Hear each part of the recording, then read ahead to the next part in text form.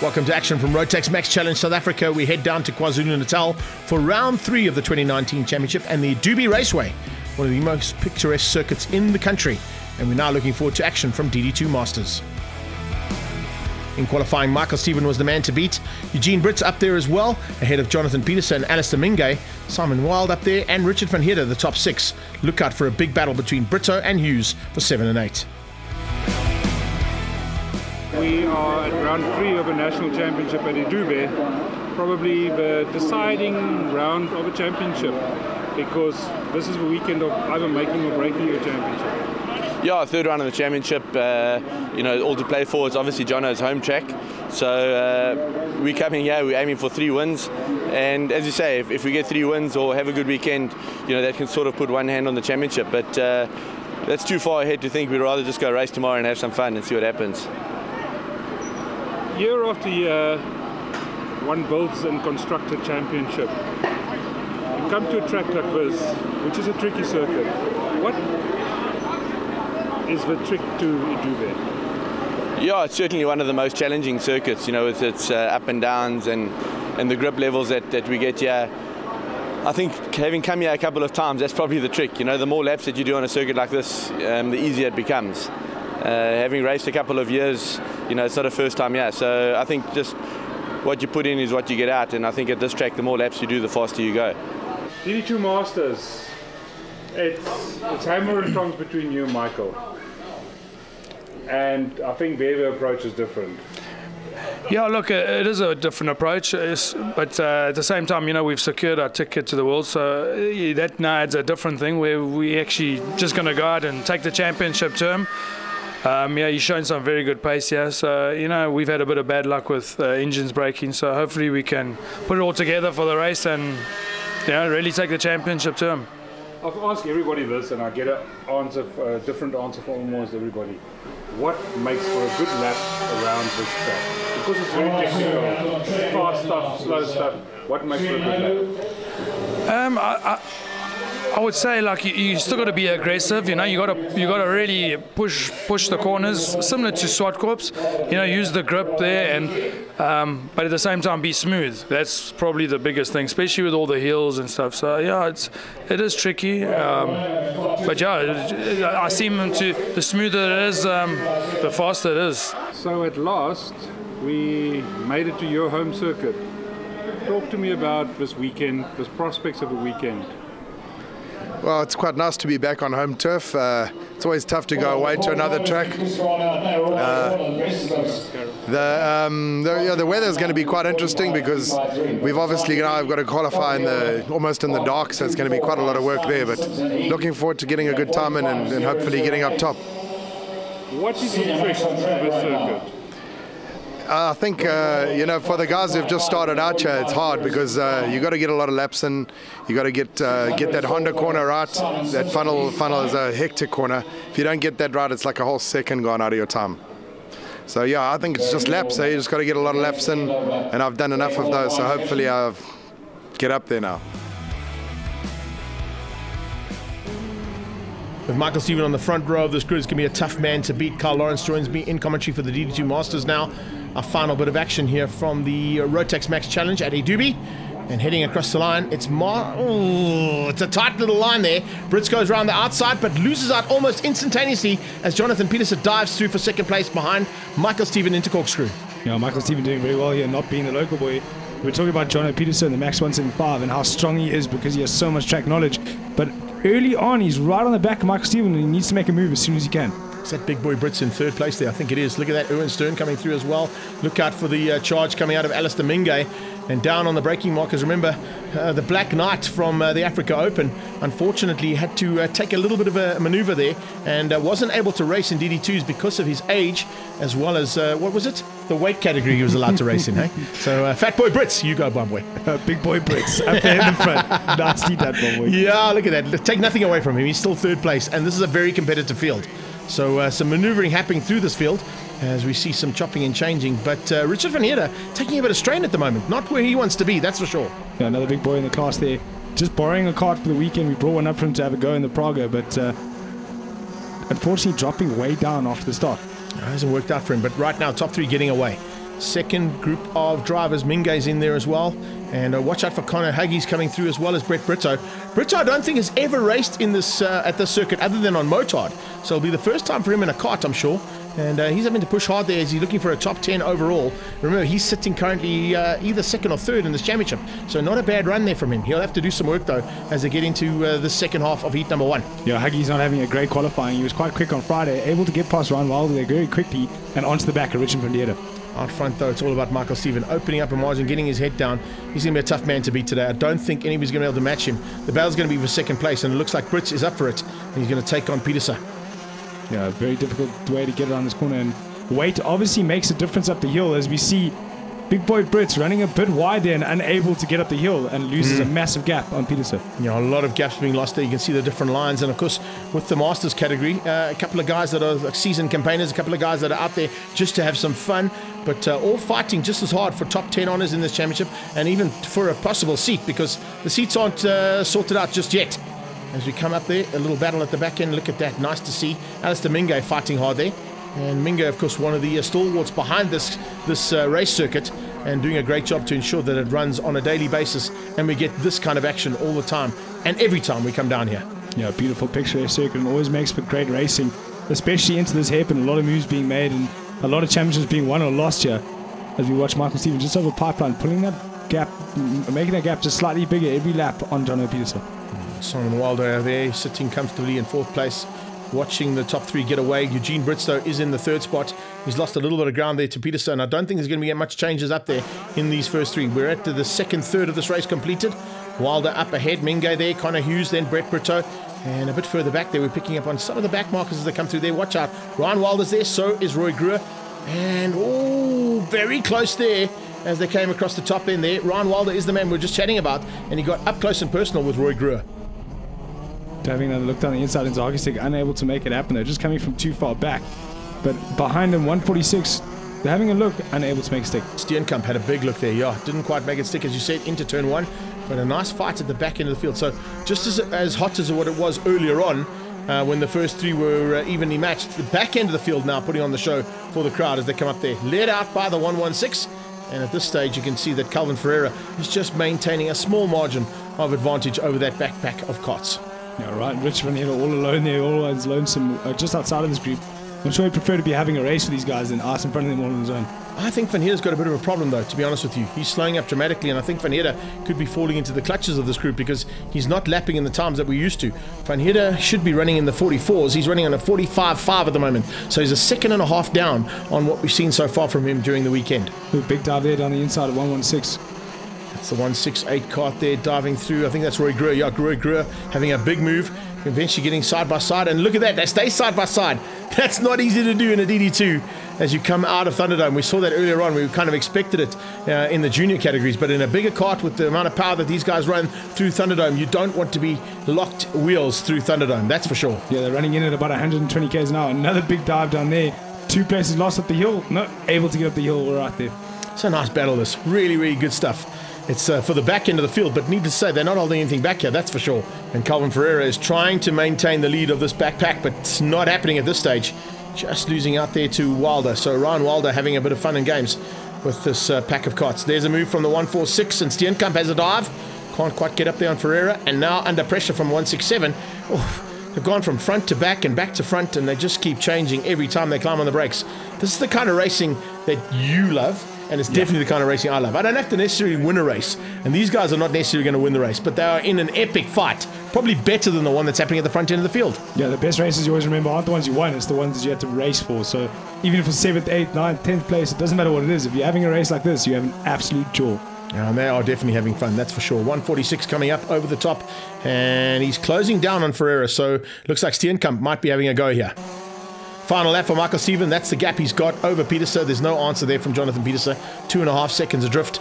And looks like Eugene Brits has been able to hang on for that third place as well. He hasn't really been troubled by Simon Wilder. Minge in 5. He's also all on his own. And he's just got a small gap over Connor Hughes and Brett Brito. The battle we kind of expected after seeing the qualifying. Yeah, unbelievable to see Michael get back into a kart. Doesn't do much practice. Arrives at a track he hasn't been to for many years. Or, well, at least since last year. And just drives away from the local boy, John Peterson. Yep, shows exactly the kind of class he is, why he's a multiple karting champion, multiple saloon kart champion, and of course now looking to possibly go and represent South Africa and take a world championship. That's the one thing that has eluded him here. And he's been to Portugal twice, he's been to Brazil, and now looking to go to Italy to take that #1 plate for South Africa. 101 is on his kart. He's taken the victory today ahead of Peterson. Brits comes through for 3rd place ahead of Simon Wild. Then it was Mingay, Hughes in 6th place, Brito in 7th with Viljoen, Wild, and Roy Gruer winning out the battle at the back end of that pack.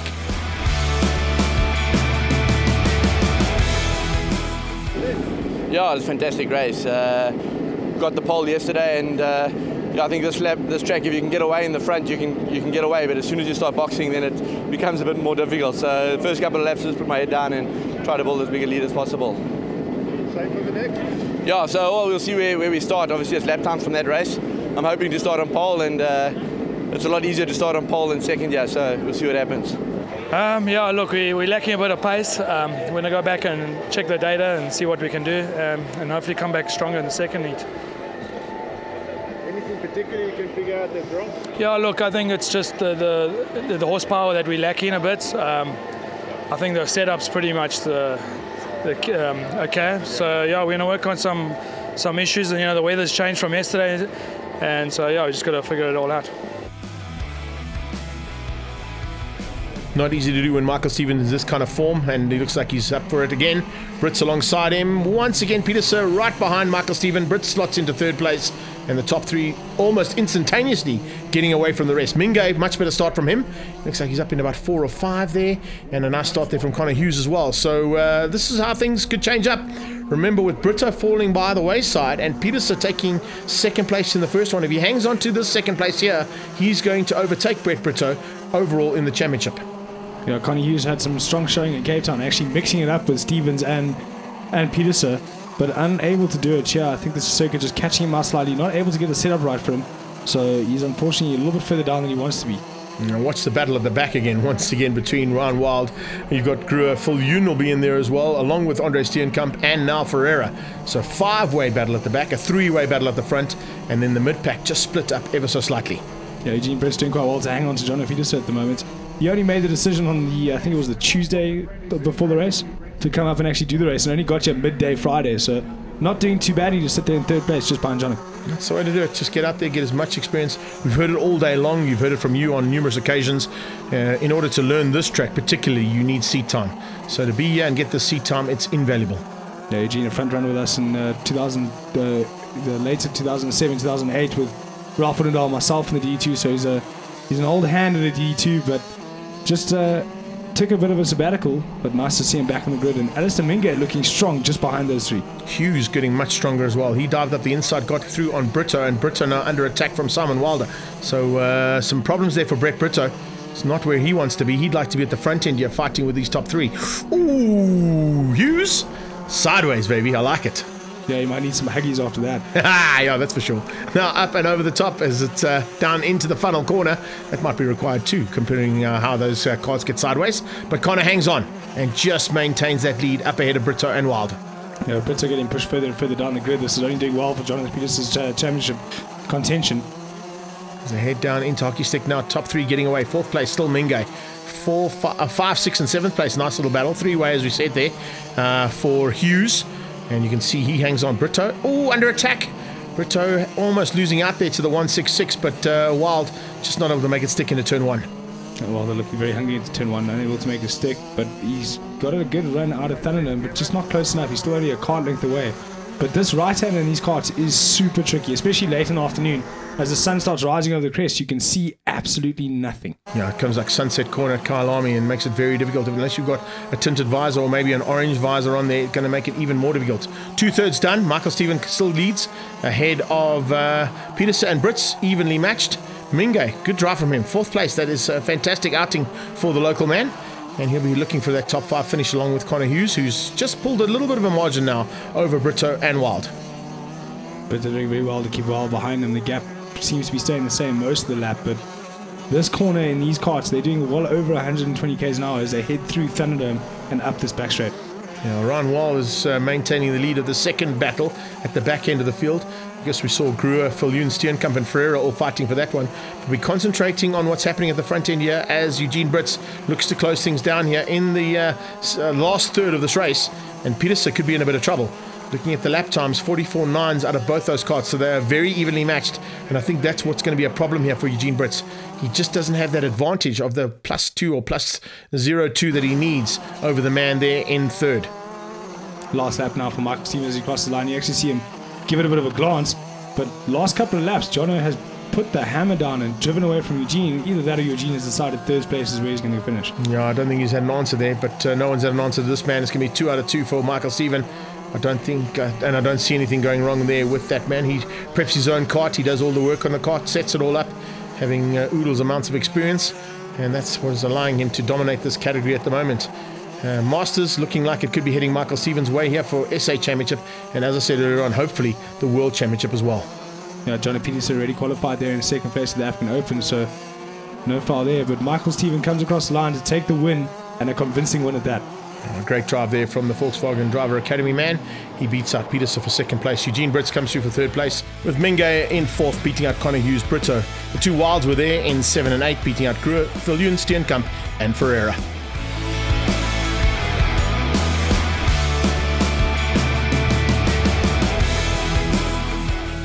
It was a broken exhaust spring, so it felt like I lost a bit of the top end, so which actually works different to what we think. So I had good bottom end, but no top end. So it's Michael's still got a little bit. Oh, nice. So we'll just keep digging and see what we can produce in the last heat. So if you fix that, you reckon you might be able to get a bit closer to? The track's evolved even more, and even with the temperature. So we're going to go make a few chassis changes and see what we can do.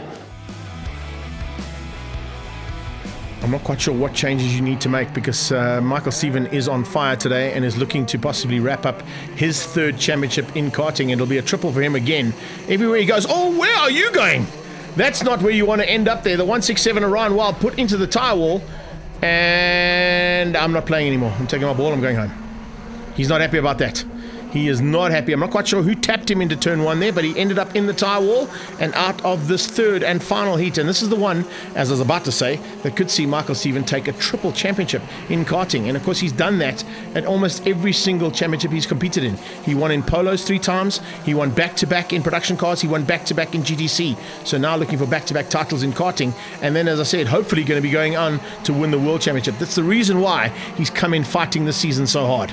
Yeah, we see Michael looking past the lap board every time he comes past, but Minge getting past Hughes into turn 1. Hughes doesn't have an answer on the cutback, but Eugene Brits went on the outside of the first start, and it put him right back the field. What they're trying to do there is run in numerical order. Look at that, 177, 188, 199.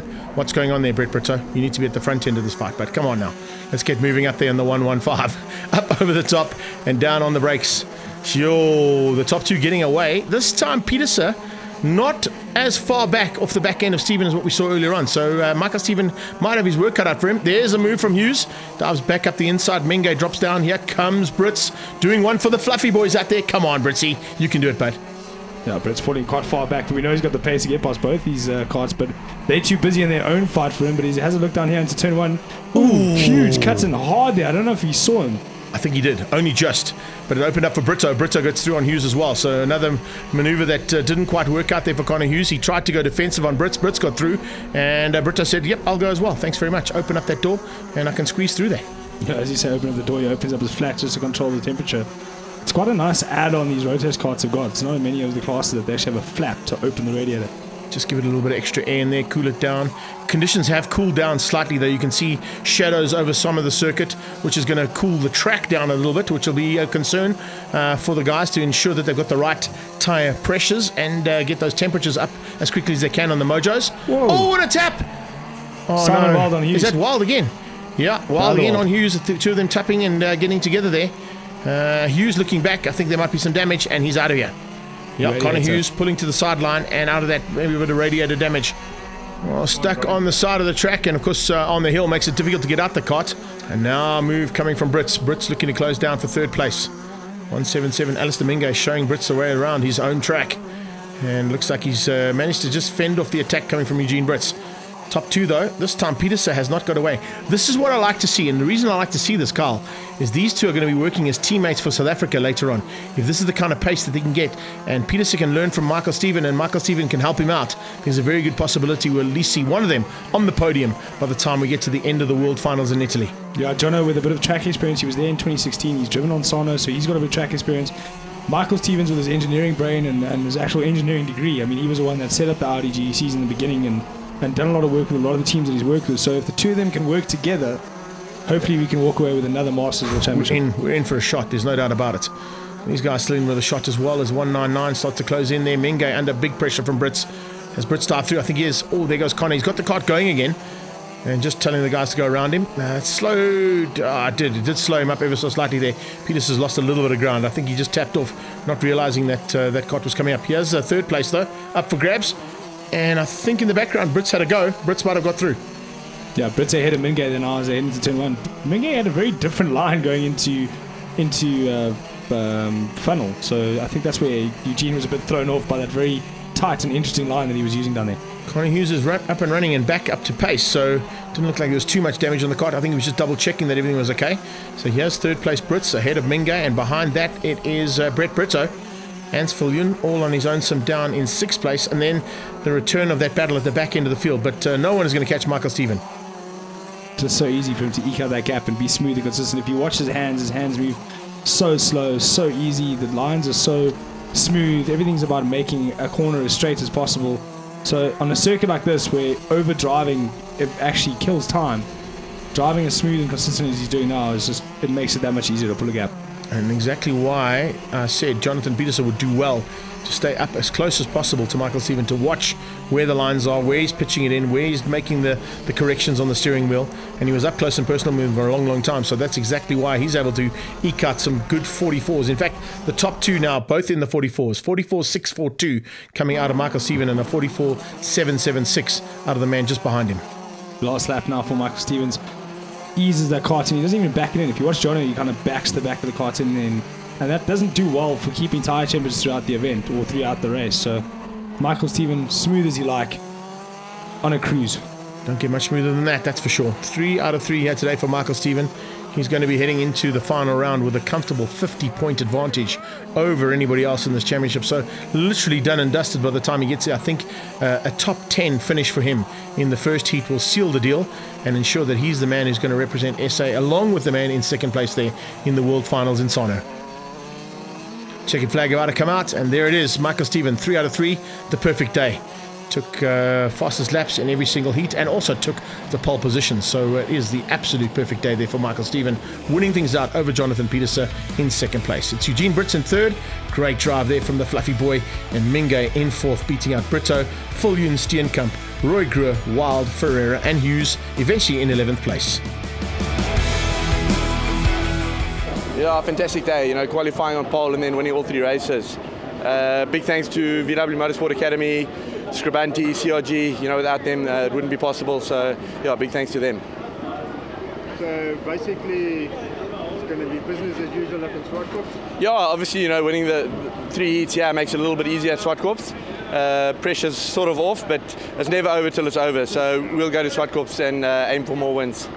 Yeah, look, we had better pace in the last heat, but I think overall Michael's just he had the better package on the day. I'll give him the credit. He really drove well, and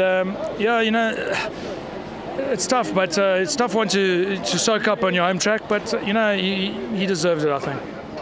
At least you managed to get up to second in the championship now. Yeah, look, we didn't have a good start, but we've had some good seconds.